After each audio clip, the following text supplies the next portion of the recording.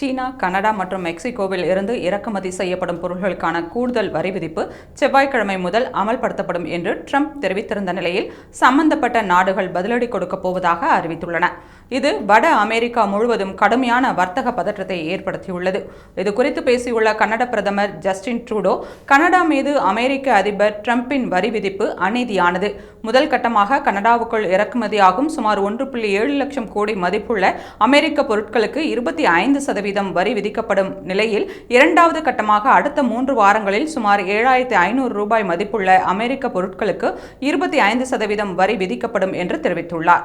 அடுத்தபடியாக முக்கிய துறைகளான எஃகு, அலுமினியம் போன்றவைகளுக்கு வரி விதிக்கப்படும் என்றும், கூடுதல் வரி தொடர்பான தனது முடிவை அமெரிக்கா திரும்ப பெறும் வரை கனடா தொடர்ந்து வரி விதிக்கும் என்றும் ஜஸ்டின் ட்ரூடோ கூறினார். இதனிடையே அமெரிக்கா வரி விதிப்பு குறித்து செய்தியாளர்களிடம் பேசிய மெக்சிகோ அதிபர் கிளாடியா ஷின்பாம், அமெரிக்காவின் எந்தவொரு நடவடிக்கைக்கும் பதிலடி கொடுக்க மெக்சிகோ தயாராக உள்ளது. எங்களிடம் பிளான் பி, சி, டி என மாற்று திட்டங்கள் தயாராக உள்ளன என்று தெரிவித்தார்.